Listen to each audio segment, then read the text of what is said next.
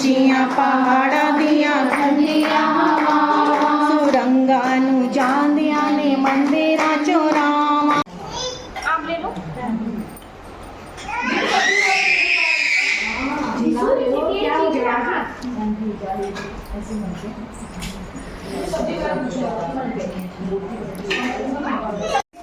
अच्छा माता रानी का श्रृंगार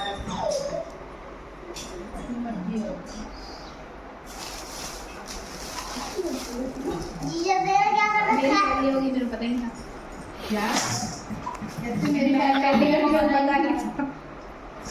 कोई दिक्कत नहीं बड़ी होगी ना मेरे को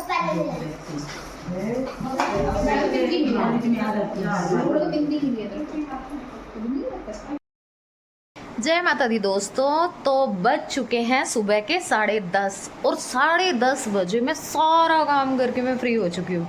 सीरियसली यार, अगर मन में आए तो, नहीं तो मेरा तो यार लटकता ही रहता है लेकिन सब्जी मेरी बनी रखी है, आटा गूंद दिया, सुबह का सारा काम निपटा दिया, नाश्ता कर दिया। वो क्यों कर दिया? क्योंकि आज मुझे जाना है कहीं पे। आज क्योंकि है उनके घर चिंतपूर्णी मैया, हाँ जी, चिंतपूर्णी मैया की कढ़ाई।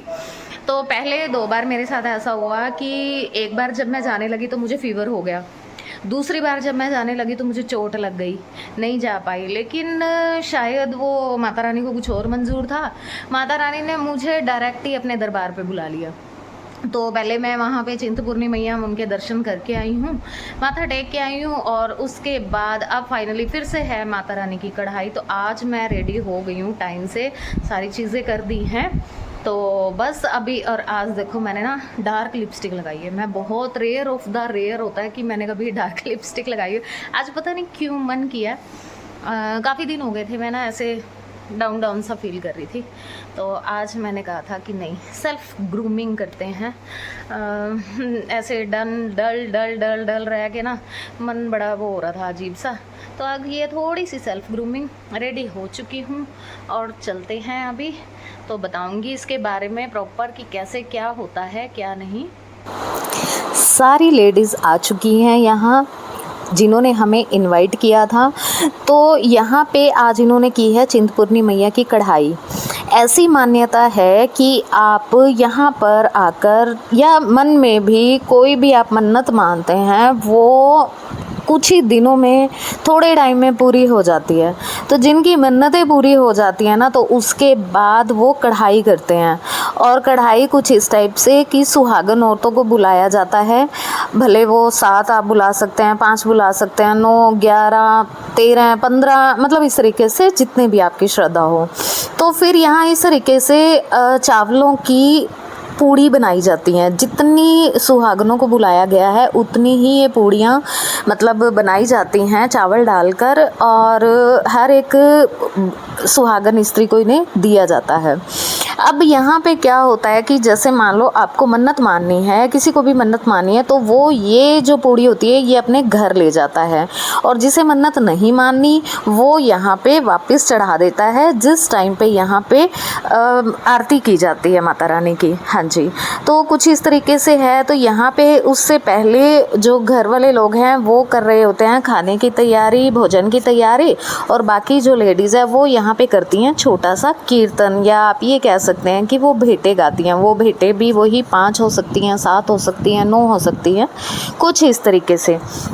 अब यहाँ पर जिसने मन्नत मानी होती है ना, सारा टोटल सर्विंग का काम जो है वो उसे ही करना होता है, हर एक चीज़ का। हेल्प सब करवाते हैं एक दूसरे की, लेकिन मेन काम जो है वो करता है। अब ये जो ग्रीन सूट में है, इन्होंने यहाँ पे मन्नत मानी हुई थी, तो सारा पहले जोत जलाने का काम, हर एक चीज़ इन्होंने की। और ये साथ में जो पर्पल सूट में है, तो भाई भोजन बनाया था इन्होंने। और सच्ची बता रही हूँ, बहुत टेस्टी खाना बनाती है, मुझे तो इनके हाथ का खाना बड़ा ही पसंद है। अब यहाँ पे जिन्होंने मन्नत मानी हुई है, तो ये अब सब सुहागन स्त्रियों को बांध रही हैं मोली और लगा रही हैं तिलक रोली का। इस तरीके से सबसे पहले स्टार्टिंग में ये चीज़ की जाती है और बाकी सब महिलाएं जो हैं वो गा रही हैं भजन या माता रानी की भेंटें। अब इसके बाद जब ये हो जाता है तो ये जो पूड़ी मैंने जो आपको बताया था, इसे ना जब माता रानी की आरती हो रही है यहाँ पे, तो इसे यहाँ पे वापस रख दिया जाता है। जिसे अगर मन्नत माननी हो वो वापस ले जाते हैं अपने घर पे, और जिसे मन्नत नहीं माननी है वो यहाँ पे उनको चढ़ा देता है।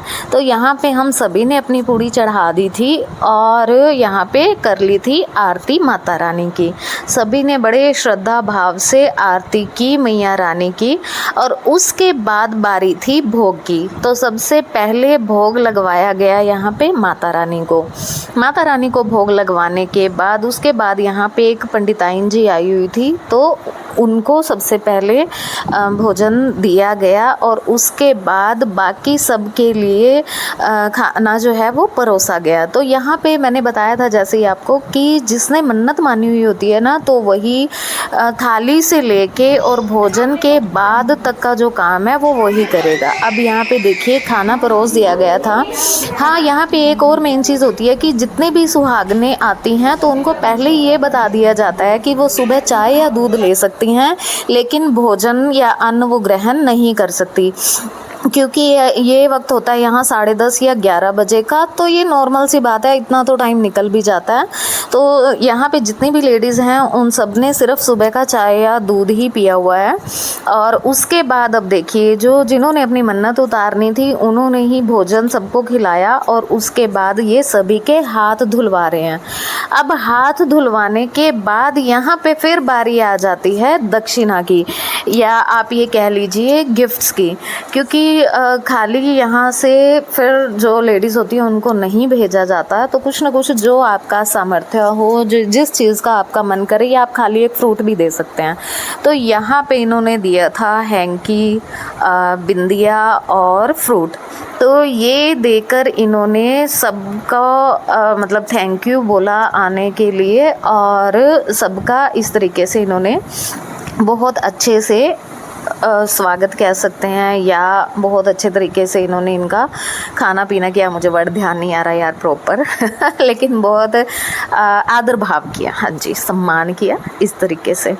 तो कुछ इस तरीके से यहाँ पे ये मतलब की जाती है चिंतपूर्णी मैया की कढ़ाई, और बाकी सब ने इनका भी धन्यवाद किया, क्योंकि खाना जो था, भोजन जो था वो बहुत अच्छा बना हुआ था। हमारे यहाँ है एक सोनिया नाम से, और मैं नाम रिवील कर रही हूँ उनका, लेकिन सीरियसली बहुत अच्छा खाना बनाते हैं।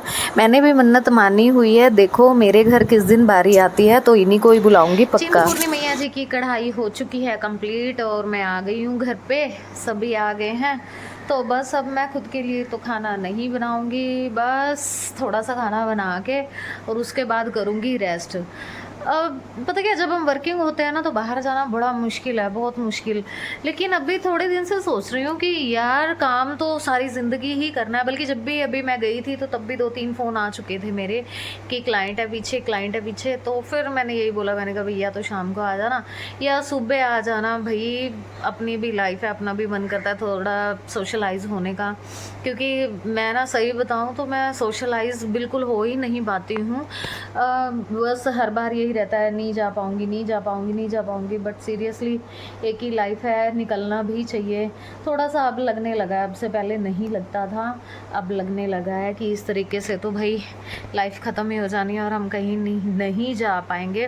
तो फाइनली आज टाइम निकाल के मैं गई, और सच्ची बताऊँ तो बहुत अच्छा भी लगा।